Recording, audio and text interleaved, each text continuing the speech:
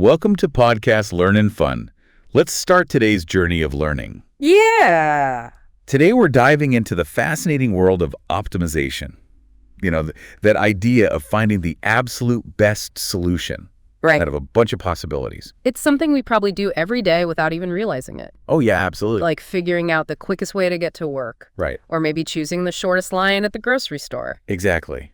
But things get a lot more interesting and tricky when you throw constraints into the mix. Yeah. Imagine planning a vacation on a tight budget or a company trying to maximize profits with limited resources. Those constraints are what take optimization to a whole new level. For sure. Suddenly, it's not just about finding the best, it's about finding the best within certain boundary. Okay, so how do we even begin to tackle these kinds of problems? Well, there's no magic wand. Right. But there is this pretty ingenious tool called Lagrange multipliers. Lagrange multipliers. Yeah. Sounds a little intimidating. The concept itself is actually quite elegant. Think of it like this.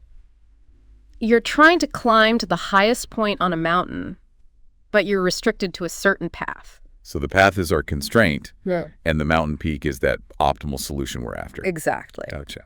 Lagrange multipliers essentially help you find the highest point you can reach on that path without straying off course. I see. It allows you to factor in the constraint without losing sight of your ultimate goal. I'm starting to see how this could be useful, but can we get a bit more concrete? Mm. How would this actually play out in a real-world scenario? Let's say you're a business owner trying to figure out how to allocate your limited budget across different departments, Okay. like marketing, product development, research. Mm-hmm. You want to maximize your overall profit, but you can't just spend recklessly. Right. You're trying to find that sweet spot where each department gets enough funding to perform well Right. without exceeding your overall budget. Exactly. That sounds like a perfect job for Lagrange multiplier. By setting up your objective, which is maximizing profit, and factoring in your budget constraint, the Lagrange multiplier would help pinpoint the optimal allocation for each department. Now, you mentioned something about transforming a constrained problem into an unconstrained one. Yeah. How does that work? It's a bit like a mathematical sleight of hand. Okay. We create something called a Lagrangian function, which basically combines the original objective function with the constraint using the Lagrange multiplier as a bridge between them. So instead of juggling two separate things, we're essentially merging them into a single equation. You got it. Okay. This allows us to use techniques of calculus to find the maximum or minimum points, just like we would with an unconstrained problem. Sounds like we're getting into some serious math territory A here. little bit. But even without delving into all the equations, I can see how this approach could be incredibly powerful for decision making. You're absolutely right. And what's really fascinating is that Lagrange multipliers don't just give you the solution. Right. They also tell you how sensitive that solution is to changes in the constraints. So if we slightly adjust our budget constraint in that business example, the Lagrange multiplier would indicate how much our optimal profit might change as a result. Exactly. Interesting. It's like having a gauge that tells you how much wiggle room you have with your constraints and how those adjustments might impact your overall outcome. Wow. That's pretty incredible. Yeah. It's almost like having a sneak peek into the potential consequences of different decisions. Yeah. But I have a feeling this is just the tip of the iceberg when it comes to the power of Lagrange multipliers, right? You're absolutely right. What's truly remarkable is that this technique applies beautifully to a wide range of fields, Oh, yeah. from engineering and economics to physics and even computer science. Wow. Okay. I can't wait to dive in a little Yeah. bit further with you today. Okay. So let's keep going. All right. Imagine you're designing a bridge. You want it to be as strong as possible, Right. but also use materials efficiently. Yeah. Lagrange multipliers can help you find that perfect balance between strength and weight. Or what about something like optimizing a portfolio of investments? Yeah. You'd want to maximize your returns while keeping your risk within acceptable limits. Exactly. Those risk limits become your constraints. Okay. And Lagrange multipliers can guide you towards the optimal allocation of your investments. So it seems like this technique is all about finding the best compromises in complex situations. It's about making smart trade-offs, Okay. understanding that you can't always have everything you want, but you can find the best possible solution within the boundaries you're given. Now, so far, we've mostly talked about constraints that are fixed, like a set budget or a limited amount of material. Right. But what about situations where those constraints are a bit more flexible? That's a great question. In many real-world scenarios, you might have constraints that are more like guidelines than hard limits. Okay. For example, you might have a target budget, but you could potentially go a little over Right. if it meant a significant increase in profit. Or in the bridge example, there might be some wiggle room in the weight limit depending on the materials used and the design. Precisely to deal with these kinds of situations, Okay. we have a more advanced set of tools Okay. called the Karush-Kuhn-Tucker conditions, or KKT conditions for short. KKT conditions sounds even more intimidating. They're really not that scary once you understand the basic idea. Right. KKT conditions take into account those flexible constraints, those inequalities, Mm-hmm. and give us a more comprehensive framework for optimization. So how do they actually work? Do they use some kind of mathematical wizardry to juggle all those inequalities? In a sense, yes. Okay. The KKT conditions introduce additional rules and conditions to the Lagrange multiplier method. Okay. They consider scenarios where you might not fully utilize a particular resource, Right. or where you might exceed a certain limit if it's advantageous to do so. It's like they're giving us more options, more flexibility in finding the optimal solution.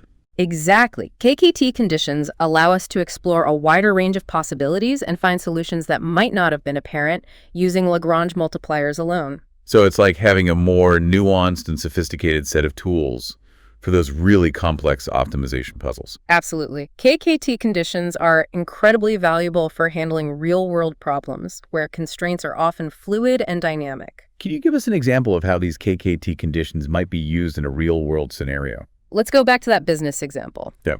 Imagine you're trying to decide how much inventory to keep on hand. Right. You want to minimize storage costs, Right. but also avoid running out of stock. Yeah. KKT conditions could help you find the optimal balance, taking into account factors like demand fluctuations and lead times for restocking.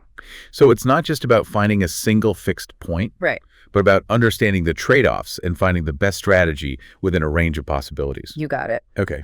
KKT conditions allow you to model those complex interactions and find solutions that are robust and adaptable to changing conditions. It sounds like these techniques are incredibly powerful for making informed decisions in uncertain environments. They provide a framework for navigating complexity and finding solutions that are both optimal and practical. Now, I know we're not getting into the nitty-gritty math here, but is there a way to get a sense of how these Lagrange multipliers and KKT conditions are actually calculated? Imagine you're visualizing your problem as a landscape with hills and valleys. Okay. The peaks represent the maximum points you're trying to reach, Uh-huh. and the valleys represent the minimum points. So Lagrange multiplier and KKT conditions are like tools that help us navigate this mathematical landscape. Exactly. They use calculus to identify the slopes and contours of that landscape Right. and pinpoint those critical points where the solution is optimal. It's like having a mathematical compass that guides us towards the best possible outcome. And what's really elegant is that these techniques are rooted in the fundamental principles of calculus. So Right. they have a solid mathematical foundation. So even though these concepts might seem complex on the surface, they're built upon principles that have been around for centuries. Exactly. It's a testament to the enduring power and elegance of mathematics. Well, I have to admit, this is all starting to make my head spin a bit, Yeah. but in a good way. Yeah. It's fascinating to see how these seemingly abstract mathematical tools can have such profound implications for real-world decision-making. It's a reminder that math isn't just about numbers and equations. Right. It's a way of thinking about and solving problems in a systematic and insightful way. It's like math is a secret language that unlocks a deeper understanding of the world around us. I couldn't agree more. And the more we understand this language, the better equipped we are to make informed decisions and solve those complex problems. Now, before we wrap up, I want to go back to something you mentioned earlier about the sensitivity analysis aspect of Lagrange multipliers. Yeah. Can you elaborate on that a bit more? It's one of the most powerful features of this technique. The Lagrange multiplier associated with a particular constraint tells you how much your optimal solution would change if you could tweak that constraint a little bit. So in our business example, if we had a slightly larger budget, the Lagrange multiplier would indicate how much additional profit we could potentially generate. Exactly. It gives you a quantifiable measure of the impact of that constraint. It's like knowing how much bang for your buck you get from relaxing a particular limitation. That's incredibly valuable information for decision making.